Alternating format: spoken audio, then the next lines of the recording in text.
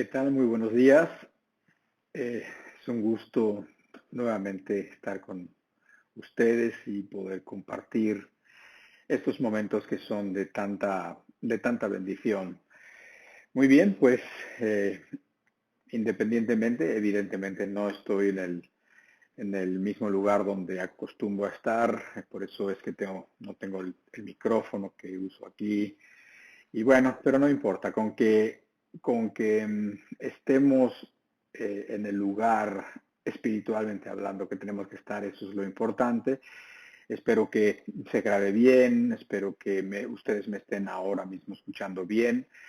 Y, y bueno, ¿qué les parece si comenzamos esta reunión leyendo juntos unas porciones de un salmo? Cuando estaba yo, eh, cuando estaba preparando esta plática, estos momentos para compartir con ustedes, eh, bueno, llegué a este salmo, llegué a él porque era el salmo o uno de los salmos que yo estaba leyendo en mi lectura, pues cotidiana. Y, y este me gustó y dije, este en su momento lo voy a compartir un poquito con los hermanos y con los amigos y las personas que estamos congregándonos los domingos temprano a las 9:30, que justo ahora parece que hay una diferencia en los horarios de Colombia y de México, pero no importa. Supongo que están todos apercibidos y que nos estamos viendo los que normalmente no solemos ver los domingos. Ahora, te comentaba de este Salmo 84 por si quieres ir buscándolo. Y en esta ocasión elegí leerlo porque está un poquito, o por lo menos a mí se me hizo un poco más claro, más, había algunos énfasis como que me resaltaron más en la versión de las Américas, que es muy parecida a la versión que solemos usar, que es la Reina Valera 60, y es el Salmo 84. Pero eh, te quiero comentar algo de este Salmo. A ver, si me acompañas entonces, es el Salmo 84 y la parte antes de entrar propiamente en el Salmo, dice para el director del coro sobre Gitit, Salmo de los hijos de Coré. Ya te has dado cuenta que no, no todos los salmos los escribió la misma persona, no todos los salmos los escribió David, algunos salmos los escriben por ahí, si te fijas, los hijos de Asaf, por ahí hay un salmo que incluso escribe Moisés, y sí es verdad que muchos escribe David y que cantaba David, pero en esta ocasión también vemos aquí que eran los hijos de Coré quienes estaban a cargo de esta parte del coro y donde también la Biblia registra varios salmos de ellos, no son uno ni dos, son bastantes, de los hijos de Coré. Entonces, si tú, eh, si tú eres así como curioso, como lo yo soy, y dices, bueno, ¿y quiénes eran los hijos de Coré?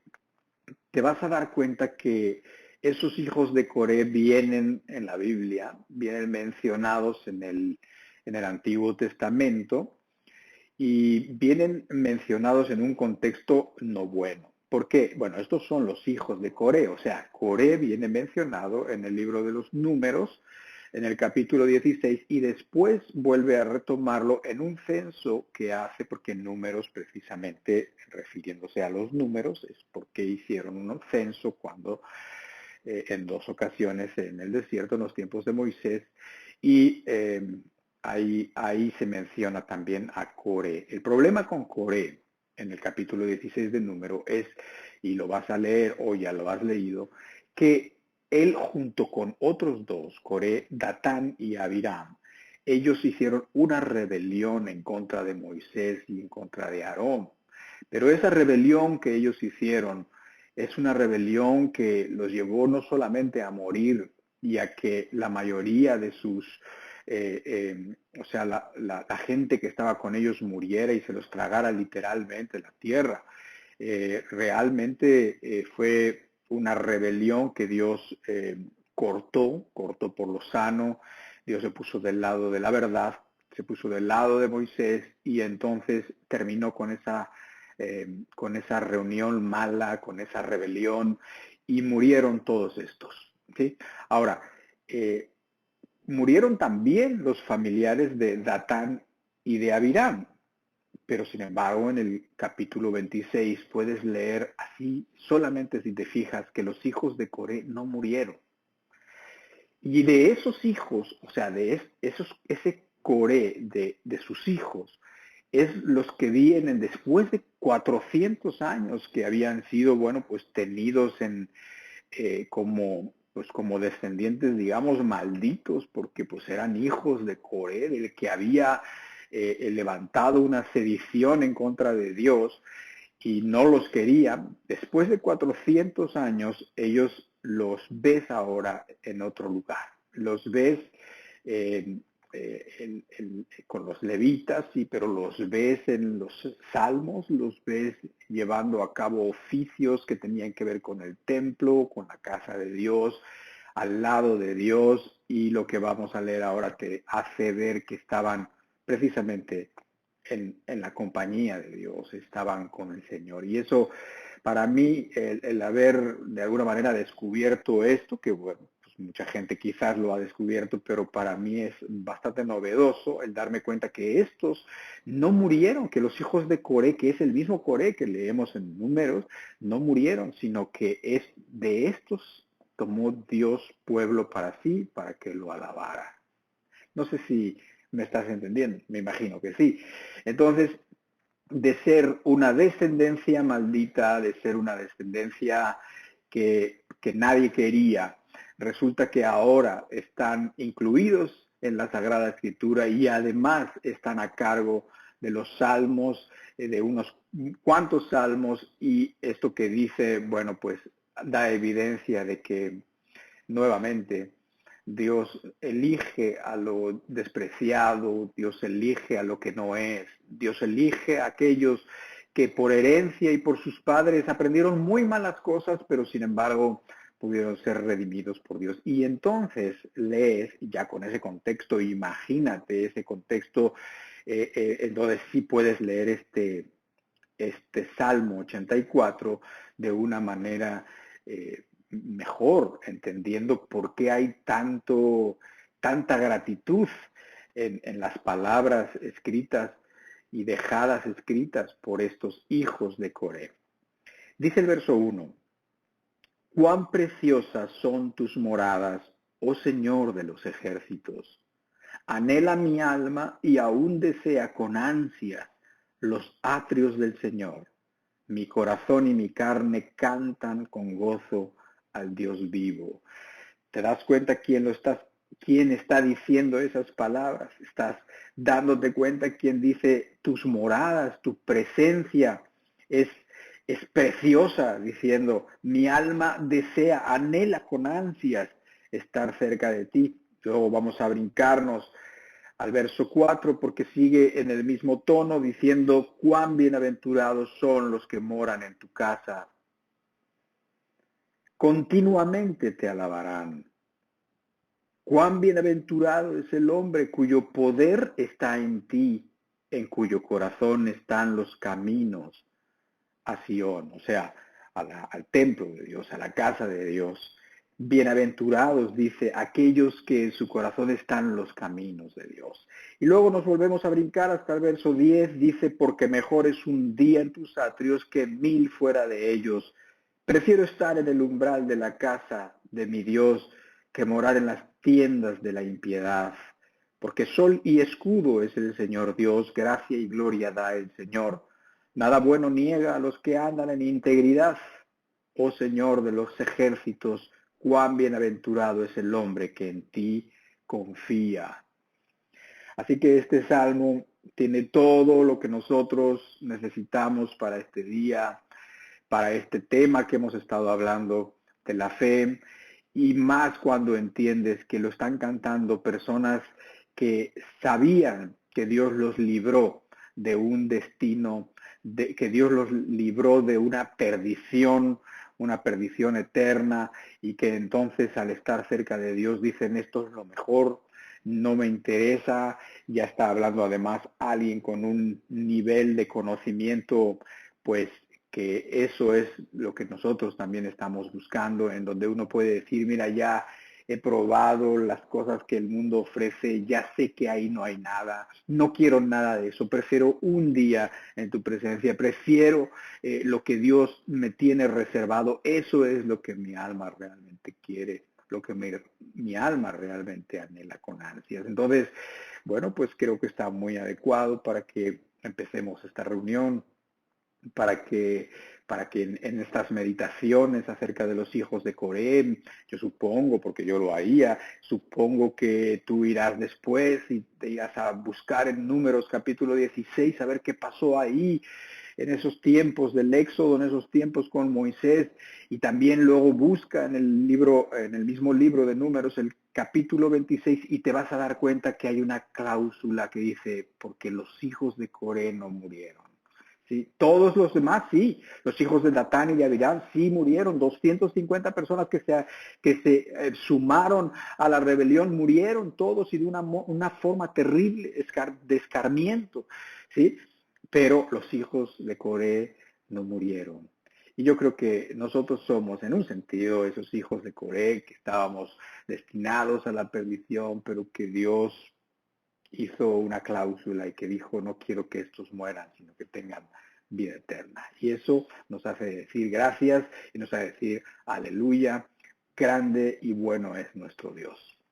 Padre, te damos muchas gracias por este nuevo día, y te damos muchas gracias por la oportunidad que tenemos de estar juntos.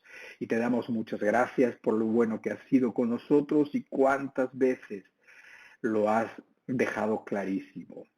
Padre, recibe de nuestras bocas hoy y de nuestro corazón la alabanza, la gratitud, Señor, y estate con nosotros y con todos los que ya están y los que se agreguen en esta reunión. Padre, todo esto te lo pedimos en el nombre del Señor Jesucristo. Amén.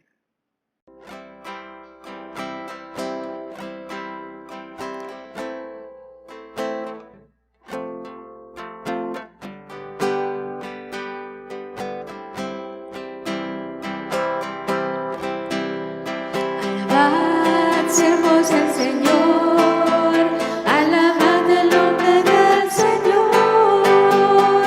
Bendito sea el nombre del Señor, desde hoy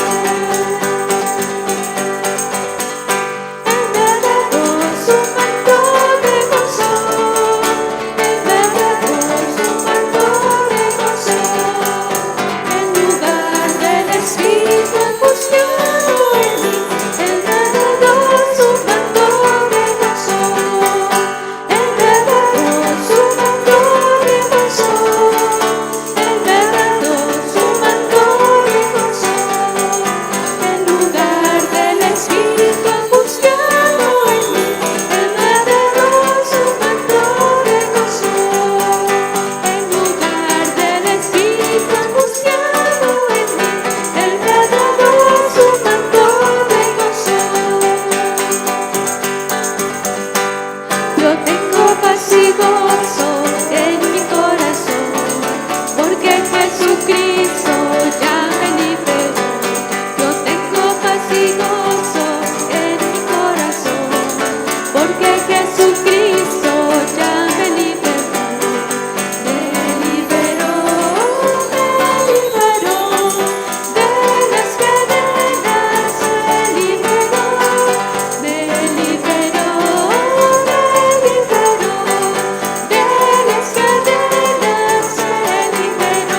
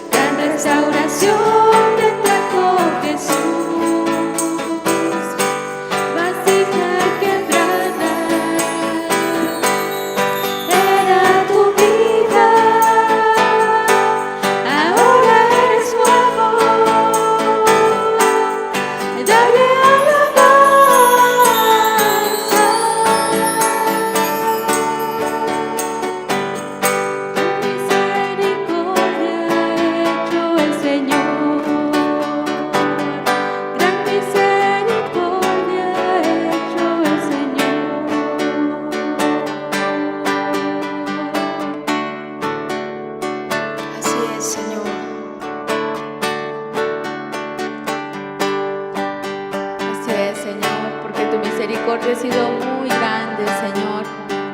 Amén. Te cantamos, Señor, te alabamos. Padre, por lo que has hecho en nosotros, Jesús. Muchas gracias, Señor. Muchas gracias por haber transformado nuestras vidas, nuestros corazones, Señor amado. Amén, Jesús. A ti sea toda la gloria, Dios. Puedo levantar mis manos porque Cristo rompió las cadenas de todo mi ser.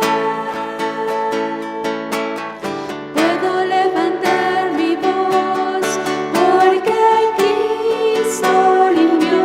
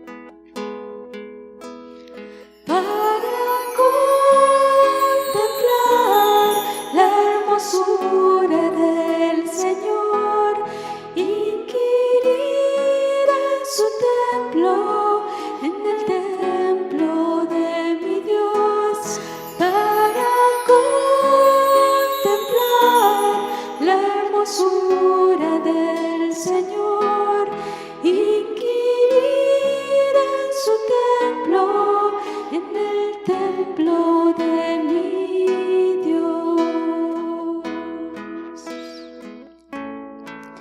en el templo de mi Dios, adorándote, alabándote.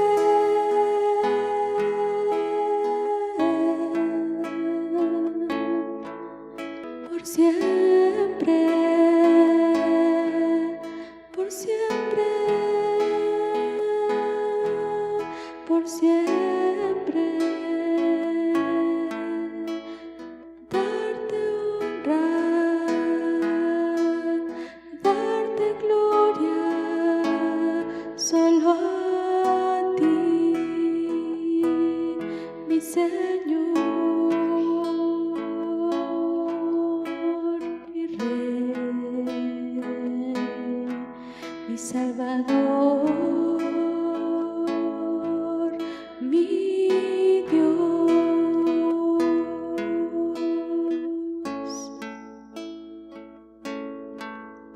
Amén, Jesús. Toda la gloria sea a ti, Señor.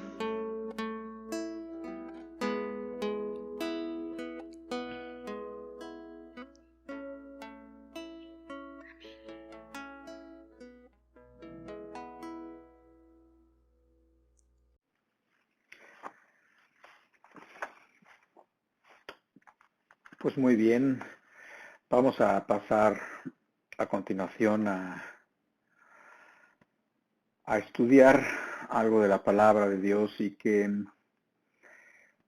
en realidad va a ser una continuación de lo que el domingo pasado nos platicó el doctor Luis Peralta.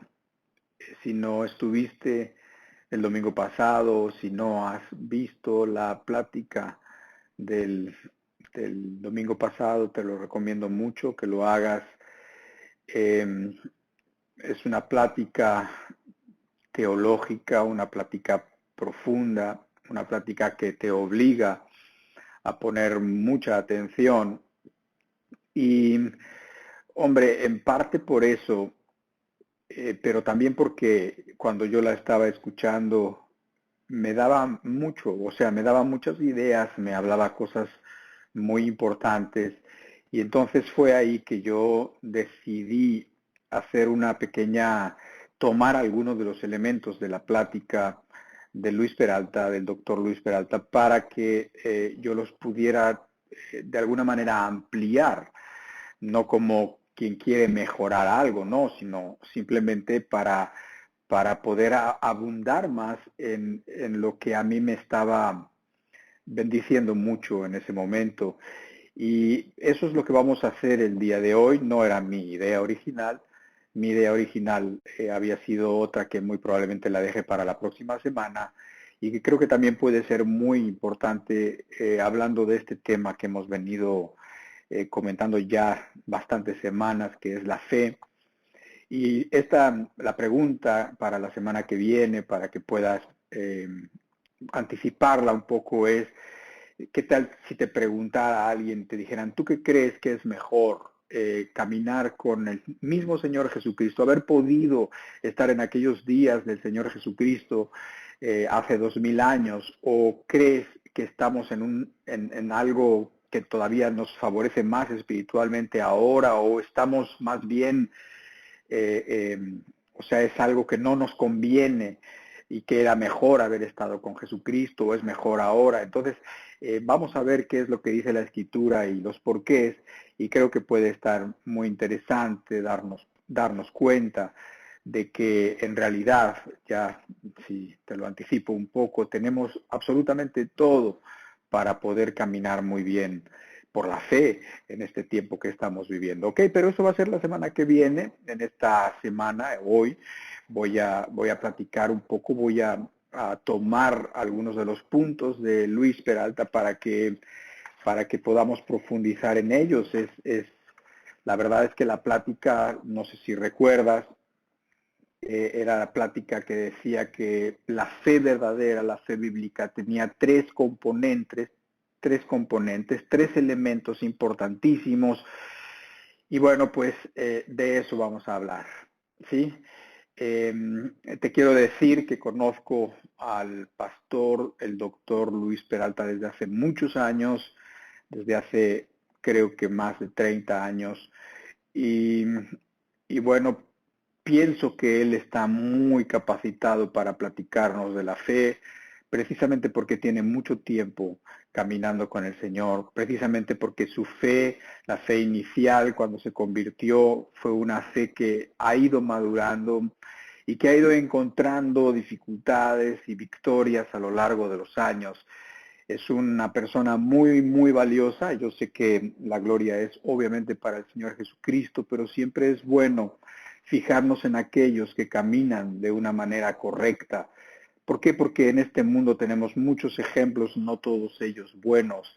Y el ejemplo del doctor Luis Peralta es un ejemplo maravilloso para todos aquellos que han tenido la oportunidad de verlo de cerca, de conocer su familia, de ver cuántas ocasiones ha tenido de morir y que Dios no lo ha permitido. Sí, te quiero decir que desde hace muchos años, ya más de los que la ciencia había pronosticado, vive con un solo riñón, donado obviamente, y que bueno, pues según la ciencia ya tenía que haberse muerto hace unos 8 o 9 años, pero no, ahí lo tenemos y lo tenemos ayudándonos y lo tenemos siempre dispuesto con todas las dificultades físicas que pueda tener, siempre dispuesto, siempre con fe. Por lo tanto, y solamente lo comento por eso, lo comento para darle, hombre, honra a quien honra merece y sobre todo gloria a Cristo, que es bueno y que utiliza a cualquier persona que quiere ser usada, que está dispuesta.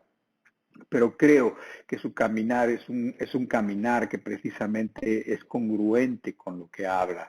Y una persona que nos habla de fe cuando ha vivido lo que él ha vivido, las cosas que ha pasado, las dificultades con las que se ha enfrentado y cómo ha salido adelante, pues entonces podemos confiar que lo que está hablando de la fe no solamente es una idea o un conocimiento teológico, sino que es también una vivencia, que es algo que vive. Y cuando tú conoces a su familia y cuando conoces a sus hijas y a sus hijos y bueno, te encantan, ¿por qué? Pues porque tienen mucho de él y de su esposa. Y bueno, pues en fin, yo te lo comento porque hay que mirar, dice la Biblia, no lo digo yo, hay que mirar a esos que se comportan de esa manera para poder imitar su comportamiento y para poder imitar su fe. Sí, un poco también como decía Pablo cuando hablaba con otros y con discípulos más jovencitos, y bueno, pues él decía que tenían que ser imitadores de él, y eso es lo único que pretendemos, nada más. Ahora, su plática fue ambiciosa, la plática de Luis de la semana pasada fue ambiciosa en el sentido de que tocó muchos puntos y nos da la oportunidad de poder explorar con un poquito más de detenimiento los puntos más importantes o que yo considero más importantes acerca de los elementos, de esos tres elementos que mencionó de la fe verdadera, de la fe de Dios, la fe que Cristo quiere que tú tengas. Ahora, para irnos metiendo en materia, quiero que leamos juntos Juan capítulo 7, versículo 38. Dice así: el que cree en mí, habla el Señor Jesucristo, el que cree en mí, como dice la Escritura, de su interior correrán ríos de agua viva. Este versículo tan sencillo y que lo has escuchado y que seguramente conoces canciones que lo mencionan, está hablando Jesucristo y dice que el que crea, todos aquellos que crean en Él, pero que crean como dice la Escritura, que crean como se tiene que creer, que tengan esa fe que tiene esos elementos que nos platicaba el doctor Luis Peralta la semana pasada. Todo el que cree de esa manera dice que va a tener una característica que es una característica notoria, una característica que no se puede esconder, y es que de su interior correrían ríos de agua viva, ¿sí? Ahora, esto obviamente es una figura, es una metáfora, es algo que nos deja ver. Tú imagínate, bueno, de su interior corren ríos de agua viva. Imagínate una persona que está rebosando de agua, o imagínate un ojo de agua, o imagínate una fuente que está sacando agua a borbotones y que está sacando agua mucha más de la que puede contener, mucha más de la que se va por, por, por un, no sé, por un cauce, y entonces va derramándose abundantemente por todos lados esa agua, y esa agua juntamente con ella trae vida, porque tú sabes que ahí va a empezar a crecer las plantas y crecer los árboles al margen de ese cauce, etcétera, etcétera. O sea, esa agua va a traer vida no solamente a la misma persona, sino también a todos aquellos que están cerca, en la cercanía de esa persona. Esa persona como que va a tener mucha vida, como que la fe verdadera produce mucha vida, produce la vida de una persona no es igual, es una vida abundante, y una vida que se derrama para todos lados, de modo que aquellos que tienen la dicha de estar cerca de una persona que cree verdaderamente en el Señor Jesucristo, son personas que van a estar también disfrutando de esa vida. ¿Ok? Entonces, esto es muy importante. ¿Por qué? Porque tenemos que entender que no es cualquier tipo de fe, o sea, no es cualquier tipo de vida, primeramente, lo que Dios nos quiere dar, y por lo tanto no es cualquier fe, sino que tiene que ser la fe verdadera, la fe bíblica, la fe, el creer como dicen las Escrituras, y es esta fe que el hermano la semana pasada nos decía que tenía esas tres características, tres elementos tenía que tener esa fe. Y ya algunos están recordando, ¿verdad? Pero bueno, desde luego nunca ha sido mi intención que ustedes aprendan las cosas de memoria, pero sí es mi intención que siempre nos esforcemos en entender lo que nos quieren decir. Te quiero refrescar un poquito la memoria. El primer elemento que nos comentaba era el conocimiento intelectual, y es algo que relacionaba con los fariseos y que le llamó en latín notitia. ¿Sí? Quizás empiezas a recordar por esos nombrecitos que sacaba él en latín notitia, el primer elemento. El segundo es el asentimiento a ese conocimiento, o el asentimiento de la verdad, o creer, y lo relacionó, y de todo esto es de lo que precisamente vamos a hablar, y vamos a extendernos más, de modo que te quede muy claro, y que además tengas el beneficio de poderlo ver en por lo menos que puedas preguntarte y que puedas ver si tú tienes esos elementos de la fe verdadera en tu vida. Lo relacionó con los demonios por un texto que después tocaremos y que también él tocó, y le llamó y sacó una palabrita en latín que decía ascensus. Ajá. Y después el tercer elemento que le llamó la confianza y la entrega, y es básicamente que el primero y el segundo elemento afectan la voluntad de la persona, y por lo tanto la persona se entrega, o por lo tanto la persona obedece a lo que ha entendido y a lo que ha creído, y le llamó en latín fiducia.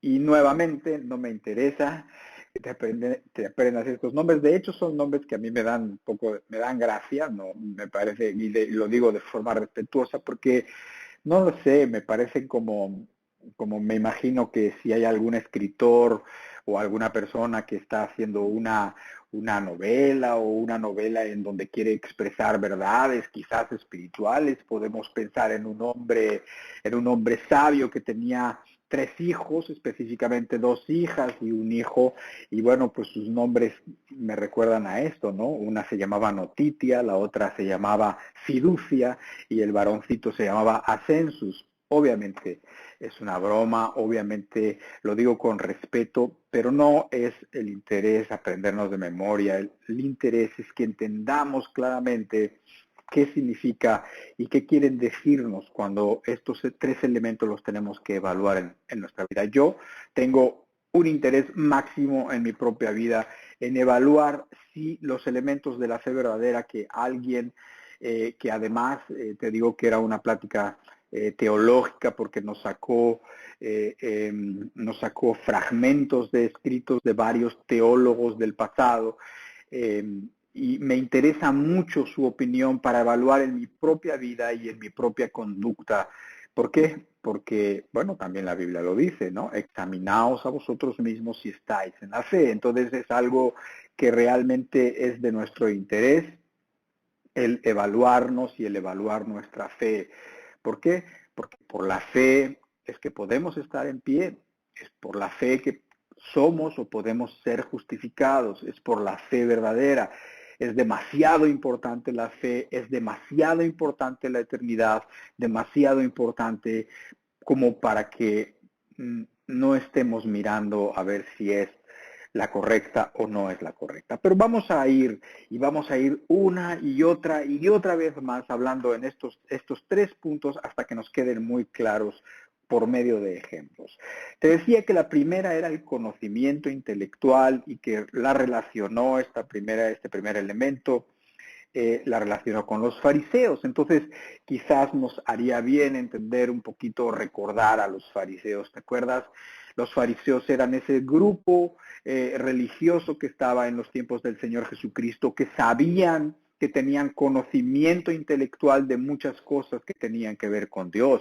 Los fariseos conocían las Escrituras, tenían un conocimiento mental de las Escrituras, tenían un conocimiento mental también de las promesas y sabían, por lo menos lo sabían intelectualmente, que debía de venir el advenimiento, o sea que iba a venir un Mesías, que iba a venir el ungido de Dios y que iba a venir porque estaba escrito de él. Ellos lo sabían, pero ¿qué sucedió? Que cuando vino el Mesías, ellos no creyeron. Por eso el primer elemento tiene que ver con el conocimiento intelectual, pero no creyeron. Los fariseos sabían que iba a venir el Cristo, sabían que iba a venir el Mesías, pero no creyeron. Ellos se imaginaban un Mesías diferente, se imaginaban un Mesías que para ellos, bueno, pues iba a ser un libertador de los tiempos de opresión que vivían con Roma. Ellos se imaginaban que por el puro hecho de ser descendientes de Abraham, o sea, de ser pueblo de Israel, se iba a poner automáticamente de su lado, y se encontraron con que Jesucristo no era así. Jesucristo, para empezar, no tenía intereses políticos, sino que tenía intereses en el alma, y entonces les reprendía muchas veces, y no les importaba si eran o no eran del pueblo de Dios, sino que de la misma manera los reprendía también a unos y a otros. No hacía luego diferencia cuando hablaba, no hacía diferencia de los religiosos fariseos o con los que eran de otra secta, de los saduceos, o con aquellos que eran gentiles, o con aquellos que eran de plano traidores, como podían ser los publicanos que cobraban impuestos a los mismos judíos para entregar ese dinero a los romanos. Era una traición bajísima. Pero veían que no les tomaba en cuenta por el puro hecho de ser físicamente descendientes de Abraham. Y de hecho les decían desde Juan el Bautista, decían: no penséis que por ser hijos de Abraham ustedes ya la hicieron y que por ser hijos de Abraham ustedes están libres de la condenación. No, sino que tienen que arrepentirse. Y entonces no cuadraba el concepto que ellos tenían de Mesías con lo que era el Señor Jesucristo. Sabían y tenían un conocimiento intelectual de las Escrituras, un conocimiento de la justicia de Dios, un conocimiento de la humildad, porque la Biblia lo hablaba desde el Antiguo Testamento, un conocimiento de qué es lo que Dios espera de una persona, porque desde el Antiguo Testamento decía: ¿qué es lo que quiere Jehová de ti? Decía, y ellos podían entender esas cosas porque tenían el conocimiento, y cuando llegó Jesucristo podían haber inmediatamente dicho: este es el Mesías que esperábamos, como algunos de ellos lo dijeron, pero la mayoría no creyó, porque además de todos se hacía amigo de los pecadores, hasta le pusieron ese mote, le llamaban el amigo de los pecadores.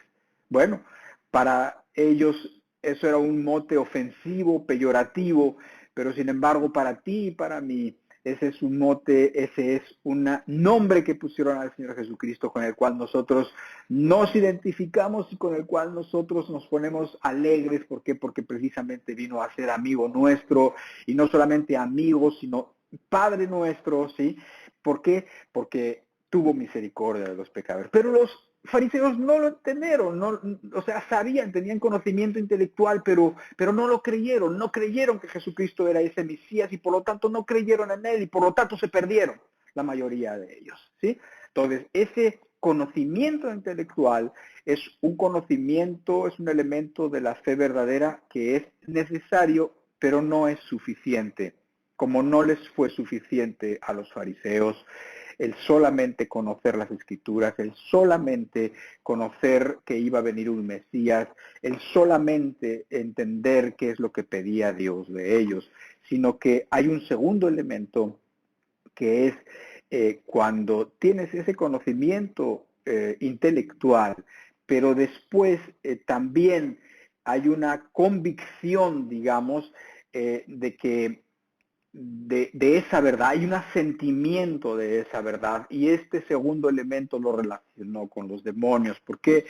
Porque aquí hablamos de quien no solamente conoce intelectualmente, sino que también asiente a esa verdad, o sea, de alguna manera lo tiene en la mente, pero también en el corazón sabe que es correcto, sabe que es cierto, cree en esa verdad, tal y como Santiago dijo en el capítulo, en su carta, en la carta de Santiago, que dijo: qué bueno que crees, haces bien, pero recuerda que también los demonios creen y hasta tiemblan, como diciendo: sí, está bien que creas, pero eso no es tampoco suficiente, no les servía como no les sirve a los demonios el creer. Y créeme, de veras que los demonios sabían, no solamente intelectualmente, sino sabían y creían, sabían quién era el Señor Jesucristo, lo sabían muy bien, y tú lo puedes ver en los evangelios. Tú puedes ver cuando los demonios tenían un encuentro cercano con el Señor Jesucristo, inmediatamente lo reconocían como el Hijo de Dios,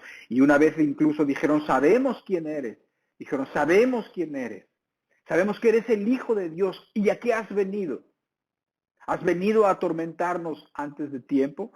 Le decían y le preguntaban, sabían perfectamente y creían. O sea, si alguien les preguntaba: ¿tú quién dices? Ellos sabían eso que Jesucristo alabó o halagó a Pedro, porque Pedro dio la contestación exacta cuando dijo: ¿y ustedes quién piensan que soy yo? Porque los hombres dicen que unos que eres Jeremías, y otro que eres Isaías o Elías o alguno de los profetas. Bueno, ok, pero ustedes, ¿quién dicen que soy yo? Y entonces tomó la voz Pedro y dijo: tú eres el Hijo de Dios, tú eres el Mesías, el Cristo. Y entonces dijo: bienaventurado Simón, hijo de Jonás, porque esto te lo reveló Dios. Pero los demonios lo sabían. Los demonios sabían que él era el Hijo de Dios, y lo dijeron en alto, y le dijeron: te conocemos. Pero ¿de qué les servía? No solamente lo sabían mentalmente, también lo creían, sabían que el Señor Jesucristo era el Hijo de Dios, estaban convencidos de esa verdad intelectual, de modo que lo sabían, y sabían que en su momento el Señor Jesucristo los condenaría, porque hasta dijeron: has venido para atormentarnos antes de tiempo. ¿Pero de qué les servía? Entonces, estamos hablando de que hay personas que intelectualmente lo saben, y estamos hablando de personas que también lo creen, pero les falta el tercer elemento, porque aquí tenemos dos elementos y los dos son necesarios, pero todavía no son suficientes para la fe verdadera, para la fe bíblica. No son suficientes. Y me acuerdo que estaba hablándonos Luis Peralta, y entonces en el tercer punto recuerdo que nos llevó a un texto que está en Hebreos en el capítulo 5, y que lo dijo un poco y que después se frenó para que nosotros pudiéramos como que completar ese versículo por lo que quizás habíamos leído o por lo que sabíamos. Y yo estoy casi seguro de que muchos pensamos una cosa y que no era realmente esa el fin del versículo, sino que habíamos pensado en otra. Y no es que esté mal, sino que ese versículo nos da precisamente el punto número 3. Y bueno, te recuerdo, ese texto de Hebreos decía que Jesucristo, habiendo sido perfeccionado, dice en el versículo 9, ahorita te lo ponen, no lo pongan todavía porque quiero que precisamente frenar como frenó Luis Peralta y a ver qué es lo que te viene a la mente. Dice, habiendo sido perfeccionado, Jesucristo vino a ser autor de eterna salvación para todos los, y se quedó así, vino a ser autor de eterna salvación para todos los que le obedecen. Y yo, como muchos otros, dijo, para todos los que creen. Y no está mal, está bien, es cierto, es correcto. Pero sin embargo el texto dice para todos los que le obedecen. ¿Por qué? Porque ahí entonces tenemos el tercer elemento necesario para que entonces sí la fe tenga todas las características que tiene, que debe de tener. Incluso decía, entonces, la salvación es por obra. No, de ninguna manera, sino que más bien esa obediencia es la prueba conclusiva o es el elemento que falta para que podamos nosotros decir que tenemos una fe verdadera, una fe que salva o como un hombre que le dio una fe salvífica. De esa manera, no es solamente el conocimiento intelectual, punto número 1, no es solamente el conocimiento y el asentimiento a esa verdad o creer, el punto número 2, sino que es la tercera donde la voluntad se inclina y se obedece y por lo tanto lo llamó la entrega, le llamó la obediencia, ¿sí? Y ese es el elemento número 3. Y de esa manera podemos nosotros ver que esos tres elementos se suman para que sean suficientes y podamos decir que es una fe salvífica, o sea, una fe de salvación. Pero vamos a explotar un ejemplo que también por ahí lo mencionó de pasada y que yo me voy a aprovechar de él y lo voy a ver con un poquito más de calma. ¿Sí? Quiero que pensemos en el agua, quiero que pensemos en la sed, en el agua, obviamente porque lo dijo Jesucristo, el que cree en mí, como dice la Escritura, de su interior correrán ríos de agua viva, así que estamos bien hablando de esa figura que es el agua. Quiero que pensemos en un día caluroso, quiero que pensemos en que hemos estado trabajando duro bajo el sol de un día caluroso y para que eso se nos quede mejor en la mente, ahora sí, pongan esa foto donde tenemos aquí a una persona, a un hombre tomando una botellita de agua en medio del sol y bueno, solamente para que tengas esa idea. Piensa en ti mismo, piensa quizás que estuviste trabajando limpiando el jardín o la huerta, o que estuviste arreglando un coche, o que estuviste haciendo un trabajo de albañilería y que el sol estaba plomizo, estaba a 35 grados y que has estado durante horas expuesto al sol y durante horas sudando y tu cuerpo te pide agua. ¿Sí? Tu cuerpo, cada una de tus células clama por agua, H2O, no sé si lo has visto, H2O es la manera química, digamos, como es el agua, son dos moléculas de hidrógeno por uno de oxígeno y por eso, y ese es el agua, eso es lo que a nosotros nos quita la sed, eso es lo que hace que se hidrate cada una de nuestras células, eso es la solución a la deshidratación, la solución a la sed. Y estamos hablando desde un punto de vista físico, biológico, nada más. ¿Sí? Imagínate que has estado durante horas deshidratándote debajo del sol, haciendo un trabajo exhaustivo y físico, estás sudado por todos lados, que tu cuerpo clama por agua, literalmente. Tú sabes intelectualmente que tú necesitas agua. Cada una de tus células lo sabe. Y además, para que podamos cubrir el punto 1 y el punto 2, saben que su única necesidad es agua. ¿Sí? Lo único que necesitas es agua. Lo que necesitamos cuando estamos deshidratados es agua. Es verdad que muchas veces nos ponen los anuncios y nos ponen a lo mejor un refresco de cola ahí con hielos y entonces el refresco está fríísimo y los hielos están y entonces se ve y se ven las burbujitas y se ve así y te lo hacen para que eso de alguna manera evoque la sed y las ganas de tomar eso, o la cerveza o algo así, y siempre es tan apelativo a la sed. ¿Por qué? Pues porque están usándolo, obviamente nos están condicionando a ponerlo frísimo y en un vaso frísimo, en un ambiente caliente. ¿Qué pasa? Pues que el agua también del ambiente se pega al vaso, porque está frío, se condensa en el vaso y entonces se hacen como gotas y se caen así, porque están apelando a tu necesidad. Ahora, tus células y tú mismo sabes que lo que tú necesitas no es azúcar como en los refrescos, ni es alcohol como en las cervezas. No, no es eso.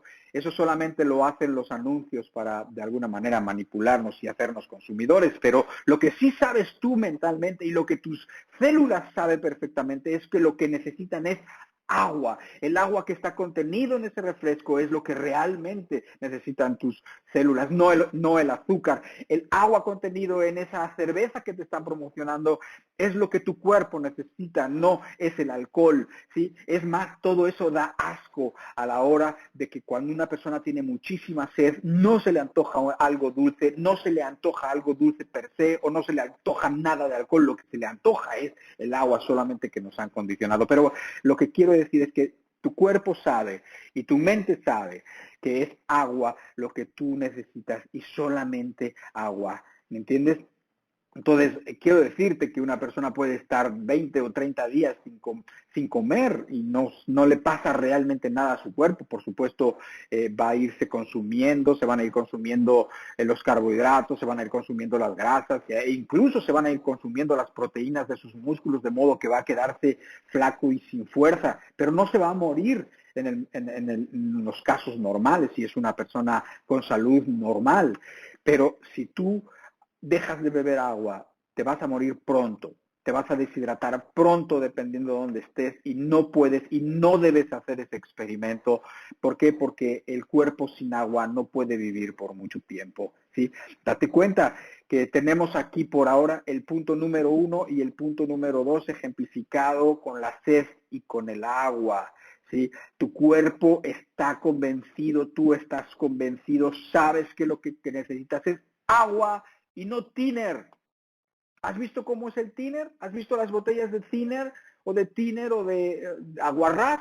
Son tan transparentes como el agua, pero ¿te imaginas beber eso cuando tienes sed? Te mueres. Bueno, te mueres, es veneno para ti, por supuesto que te mueres, pero no es eso lo que necesita tu cuerpo, aunque parezca, pero no es eso.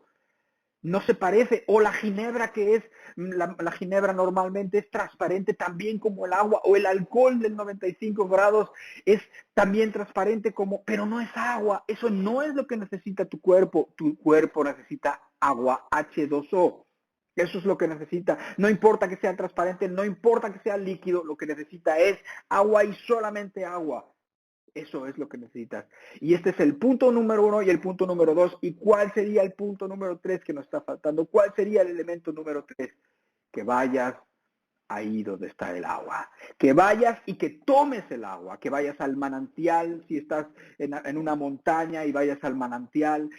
O que vayas al refrigerador, o que vayas al lugar donde tienes una jarra de agua fresca. Y entonces tienes que ir o a la llave y entonces que la abras y que tomes el garrafón o que tomes la jarra o que vayas al manantial y entonces tomes todo el agua que quieras y que necesitas, ¿sí?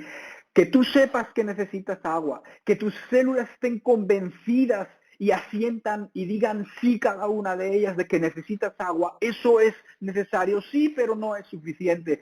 Lo que es suficiente y lo que completa, digamos, el ciclo es que tomes el agua. O sea, que pases a la acción. No solamente que lo conozcas en tu mente, no solamente que estés convencido, sino que pases a la acción y tomes el agua y entonces sí te refresques y entonces sí te hidrates y entonces sí obtengas los beneficios de tener los 3 elementos necesarios. Sí, ahora sí tienes agua, ahora sí te vuelve la fuerza, ahora sí te vuelve la esperanza, porque cuando una persona se está deshidratando peligrosamente se pierde la esperanza, la fuerza para vivir, la esperanza de vida se pierde, y cuando la persona ya casi a punto de morir, tiene agua y entonces se hidrata, entonces le viene con el agua la fuerza, entonces sus células se reaniman, reviven y entonces vuelve con él la esperanza, ¿sí? Bebe, bebe hasta que quede saciado. Pero son las tres cosas, nuevamente. Lo sabes en tu mente, estás convencido en tu corazón, sí, pero si no haces la tercera no sirve de nada. Y la tercera es que bebas, que obedezcas, que hagas, que pases a la acción, ¿sí? Pero creo que ya lo estás entendiendo, creo que quizás lo entendiste de la semana pasada, pero no importa. Quiero seguir insistiendo en esto con un nuevo ejemplo, con un tercer ejemplo. Pero este ejemplo es lo mismo, solamente que es a la inversa. Vamos a pensar en que en este conocimiento intelectual, punto número 1, en ese asentimiento de la verdad, punto número 2 y punto número 3, la acción correspondiente, pero vamos a pensar en un edificio que tiene unas grietas, vamos a pensar en un edificio de la Ciudad de México. Yo sé que los que me escuchan, muchos no son de la Ciudad de México, pero en México hay, aparte de que hay muchas cosas interesantes, pero hay una peculiaridad que no en todas las ciudades hay, y es que está puesta la Ciudad de México en una zona sísmica.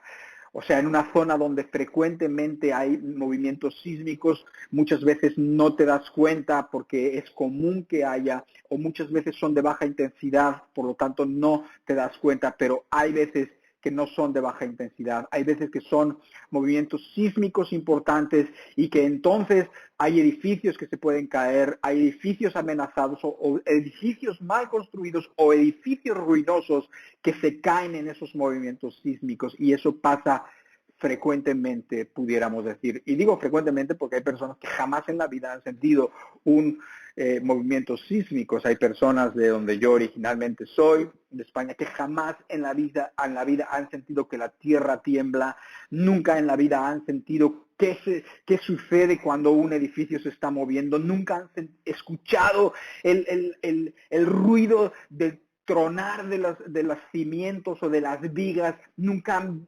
sentido lo que se siente cuando se empiezan a abrir los armarios y se empiezan a golpear y se empiezan a caer los muebles y se empiezan a caer las cosas que no están fijas y se empieza todo a mover, y ese poder increíble y tremendo que tiene la vida, que tú dices, ahí sí te empiezas a dar cuenta que no eres nada.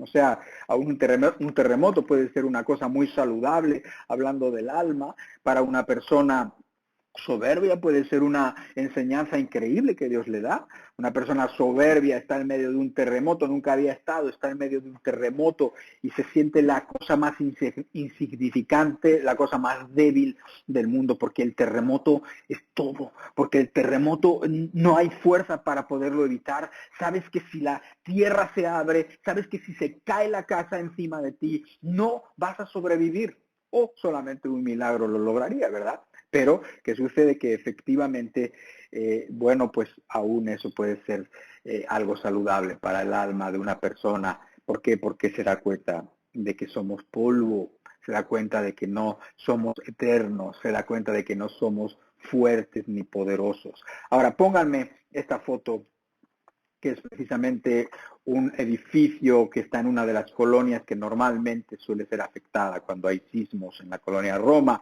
Bueno, ahí tienes un edificio, lo puedes ver, es un edificio que si te descuidas o si no lo ves con cuidado, parece un edificio normal, pero no, es un edificio que está afectado por los movimientos sísmicos.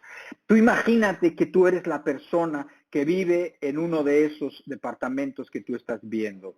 En uno de esos departamentos vives tú, estás en la Ciudad de México, estás en la colonia Roma, que es una colonia que frecuentemente es de las afectadas. Ahí no todas son igualmente afectadas, pero la colonia Roma suele ser afectada. Y estás tú en ese edificio y lo sabes. Sabes que tu edificio tiene un riesgo. Es más, sabes que tu edificio ya tiene grietas. Es más, ya has experimentado esos movimientos sísmicos, pero sabes, aunque lo sabes, aunque sabes que esos terremotos suceden y aunque sabes que eventualmente va a volver a haber otro terremoto, no crees. Es el punto número 1. Sabes, pero no crees que a ti te va a pasar nada. Y ese es un estado común que yo veo en las personas. Las personas piensan que a ellos no les va a pasar nada. Las personas suelen pensar, algunas personas, no todo el mundo piensa así. De hecho, hay un término para esto que se llama vivir en un estado de negación. Es vivir negando realmente la realidad. Es como es algo psicológico, es un estado en donde la gente de manera inconsciente se protege contra algo, o sea, algo que lo afecta. ¿Por qué? Porque la verdad puede ser muy incómoda en muchas ocasiones y entonces puede la persona querer negar la realidad, querer negar la verdad. Y entonces viven en un estado de negación. O sea, la persona cree que a él no le va a pasar. O sea, dime qué tan lógico es vivir en la colonia Roma o vivir en una zona sísmica y pensar que a ti no te va a pasar. O sea, es un estado de negación, no es lógico pensar eso. ¿Por qué? Porque en realidad tienes muchas posibilidades, muchas probabilidades de que sí pase algo. Lo sabes mentalmente, pero no lo crees. Prefieres no creerlo. ¿Por qué? Por las implicaciones que tiene el creerlo. O sea, prefieres no creerlo porque no te conviene creerlo, porque es más, vives más tranquilo en un estado de negación. Y es un estado donde mucha gente vive, no solamente hablando de un peligro que puede ser inminente como un sismo, pero hay personas que no se han dado cuenta. Por ejemplo, hay personas que sus hijos han agarrado un camino terrible, pero no quieren mirar la realidad y viven en un estado de negación pensando que sus hijos caminan bien o que sus hijos son buenos y quizás sus hijos se han cogido un camino absolutamente torcido, pero prefieren no verlo. Hay personas que viven en un matrimonio que no quieren ver la realidad, no quieren ver que su marido en realidad no los ama, o que su marido es adúltero, o al revés, o que la mujer es adúltera. Todo el mundo lo ve, pero tú no lo ves porque vives en un estado de negación. ¿Por qué? Porque no quieres enfrentar esa realidad. Y en las cosas del alma pasa exactamente lo mismo. Hay personas que no quieren ver su realidad, porque por todas las implicaciones que tiene la realidad, y viven en un estado de negación. Bueno, esto es algo para entender más o menos cómo solemos pensar y cómo piensa la gente. ¿Por qué es capaz una persona de tener de vivir ahí y saber que hay, en nuestro ejemplo, puede vivir en una zona de riesgo? Es más, puede su edificio estar peligrosamente afectado y sin embargo no creer que le va a pasar nada. Punto número 1. Sabes, pero no crees. Punto número 2. Sabes y además crees que se puede caer. Sabes que puede caerse tu edificio, que puede afectarse y tienes una conciencia constante y estás convencido de esa verdad, de que sí puede sucederte algo y eso te hace vivir tranquilo. Pero hasta ahí no hay nada virtuoso en eso. O sea, vivir intranquilo por una situación que te puede pasar no tiene nada de virtuoso. Nada. ¿Me entiendes? Entonces, tienes a una persona que vive en este edificio, sabe que este edificio está dañado, han venido ingenieros civiles y han examinado el han examinado el edificio y le han dicho, este edificio está mal. Este edificio, yo creo que va a venir el gobierno y van a ponerle unos sellos para que nadie entre. No le digan eso. Es que, ¿qué vamos a hacer si no vivimos aquí? Es nuestra casa, aquí tenemos todo. Aquí tenemos nuestro refrigerador, aquí tenemos nuestros papeles, nuestros archiveros, nuestra televisión que nos compramos, aquí tenemos nuestra vida, toda nuestra vida se resume en este departamento, en este apartamento de este edificio. ¿Cómo me dices que me vaya de ahí? Entonces esa persona sabe que se puede caer y esa persona cree que además eventualmente le pudiera suceder y por eso está intranquila, pero la repercusión, o sea, el llevar a las últimas consecuencias, el que eso efectivamente está mal el edificio y se tiene que ir, es incómodo y muy difícil. ¿Por qué? Porque ahí tiene toda su vida y no quiere dar ese paso, no está dispuesto. Y entonces, ¿qué pasa? Que cada vez que llega, quizás en el año pasa y pasa junio y julio y agosto Y viene septiembre, y entonces viene septiembre, y te quiero decir que aquí en la Ciudad de México han pasado cosas interesantes en septiembre. En 1985, un 19 de septiembre en la mañana, a las 7:00 de la mañana, yo estaba ahí ese día de 1985, hubo un terremoto terrible en el Distrito Federal, en México, en la Ciudad de México. Hubo un terremoto terrible, 19 de septiembre, y murieron muchísimas personas y se cayeron infinidad de edificios y muchísimos quedaron atrapados y mucha gente que conoces, de los que conoces, perdieron padres, hijos, se cayeron hospitales, se cayeron, olvídate, fue un terrible desastre, 19 de septiembre de 1985, y tú lo sabes y lo recuerdas, y muchas personas están muy traumadas por ese acontecimiento, muchas personas que vivieron ese acontecimiento y ahora tiembla, aunque no sea un temblor de esa magnitud ni un temblor terrible, esas personas automáticamente entran en pánico, lloran, se ponen a temblar, no saben qué hacer, no saben cómo actuar, entran y se bloquean. ¿Por qué? Por todo el trauma que traen de ese terremoto de 1985. Pero, ¿qué pasó? Hace 4 años. También junio dio lugar a julio y julio a agosto y agosto dio lugar a septiembre. Y el 19 de septiembre de hace 4 años volvió a haber otro terremoto en la Ciudad de México y nuevamente hubo muchas personas que murieron, no tantas como en el 85, pero qué casualidad, el 19. Y entonces tú sabes que efectivamente no solamente lo sabes, sino crees que pudiera pasarte algo, que tu edificio está afectado. Lo sabes, lo crees. Sin embargo, no quieres no quieres tomar la decisión de irte de ahí. ¿Por qué? Porque cada día, ahí tienes todo, ahí está tu vida. Tomar esa decisión implica cambiar tu vida, dejar atrás todo y empezar una nueva vida y tener confianza, por supuesto. Entonces, ¿sabes? Crees, pero todavía no haces. ¿Qué pasa?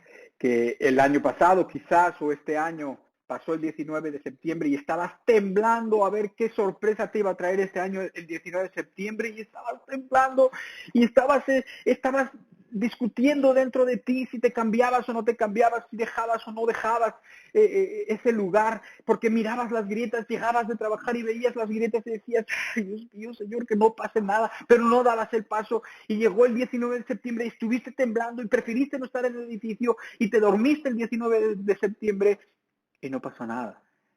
Y quizás te despertaste y dijiste, es que Señor, perdóname tanta necedad, perdóname, ya no voy a seguir en esto, ya mejor yo me voy. ¿Sí? Y entonces decidiste y cogiste toda tu vida y cogiste todos tus recuerdos y los metiste en una mochila como el peregrino que vivía en la ciudad de destrucción. ¿Recuerdas? Los que han leído El peregrino de Juan Bunyan, vivía en la ciudad de destrucción, una ciudad que no estaba destruida, pero eventualmente iba a ser destruida. Pero ahí estaba su familia, ahí estaban sus amigos, ahí estaba toda su vida. Es verdad, pero sin embargo, tuvo que tomar una decisión y tuvo que huir con un paquete grande, con una bolsa grande, con un bulto cargado a la espalda, con toda su vida y con todos sus pecados, y salió de la ciudad de destrucción. Y así te saliste tú. Y solamente es hasta que se hace ese tercer paso, hasta que realmente estás a salvo. ¿Sí? No basta con que lo sepas que en esta ciudad hay terremotos. No basta con que creas que te puede suceder, no como lo niegan otros. Tú sabes que te puede suceder, tú sabes que hay un riesgo. No basta con eso, no basta con que te sientas mal por tu pecado, no basta con que te sientas que debes de dejar y te sientas mal por esa relación adúltera que llevas o por esa relación de fornicación o por esa relación homosexual o por esa cosa que tú sabes dentro que está mal. No basta con sentirse mal, no, hay que alinear la voluntad a lo que sabes, a la fe. Hay que hacerlo conducente, hay que ser congruente con lo que estás creyendo y entonces tienes que dar el paso. Y no es sino hasta que das ese paso en donde se completa el ciclo, digamos, y en donde ya se cierra el círculo y la fe es la fe con las características adecuadas.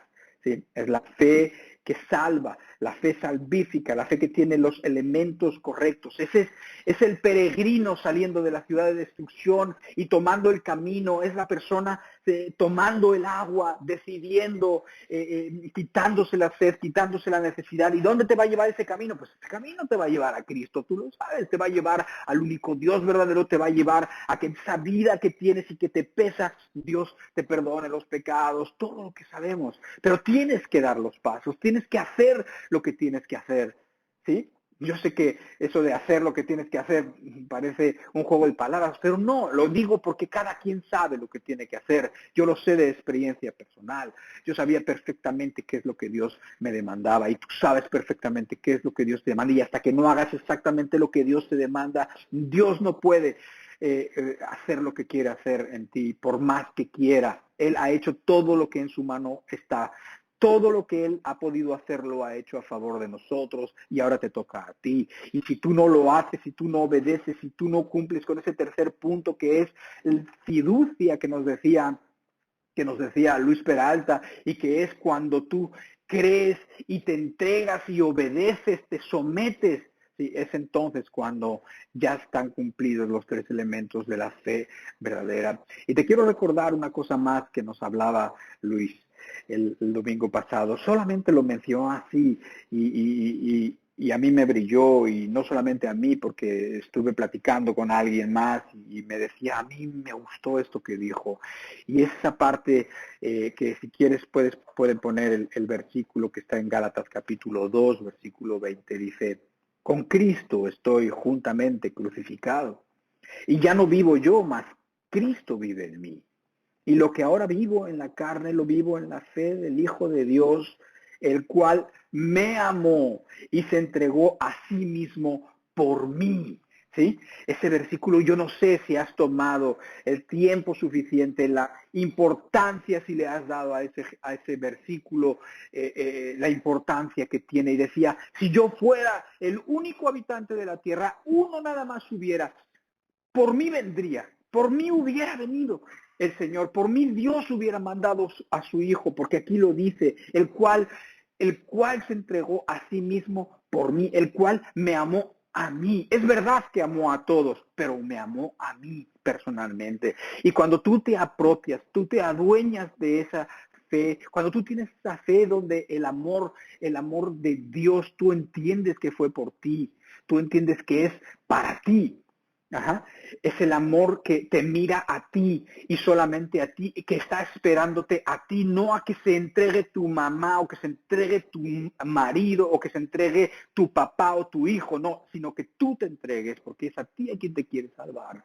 Y por ti murió, y por ti dejó el cielo, y por ti y solamente por ti. Eso es suficiente, meditar en eso es suficiente para entender quizás cosas que no has entendido.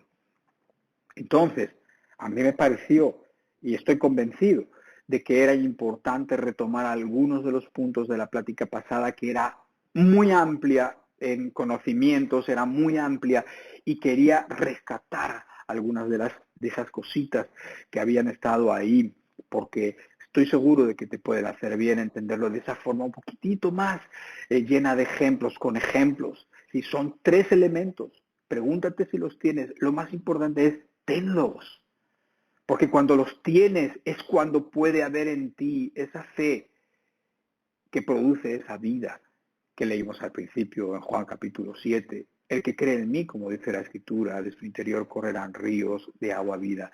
Y tú no necesitas otra cosa más que tu vida sea esa vida abundante. Y tu familia no necesita otra cosa más que tú tengas esa vida abundante. Y el mundo y la sociedad en la que tú te mueves necesita que tú tengas y manifiestes esa vida abundante en Cristo Jesús. Que tengas la fe verdadera con esos elementos que hacen y que te garantizan que la fe es esa fe de salvación, es esa fe que produce la vida eterna, esa fe que te produce una vida como ese río que va avanzando y a su paso va dando vida por donde quiera que va. Así que esta es nuestra plática y enseñanza de hoy. No es cumplir, no es escuchar por escuchar. Aduéñate, mírate examínate y sobre todas las cosas, cree en el Señor Jesucristo como dice la Escritura. Cree en el Señor Jesucristo para que tengas vida tú abundante y todos los que están contigo también. Alabado sea Dios el que entregó a Jesucristo, alabado el nombre de Dios, que es un nombre, sobre todo nombre, dice que delante del cual se va a doblar toda rodilla delante de Jesucristo y toda lengua confesará el nombre de Jesucristo, que Jesucristo es el Señor, el Todopoderoso, el Alfa y el Omega, el principio y el fin. No hay nada fuera de Él. Él es el principio y es el fin. No hay nada fuera. No necesitas nada, no quieras nada, no persigas nada fuera de Él. Él es el principio, es el fin, es el todo. Alabado sea su nombre. Padre, te pedimos en el nombre de Jesucristo que tú, sumando a la plática de la semana pasada, puedas poner algún elemento o algo que pueda añadir y dar luz a las personas que lo necesitan en este momento.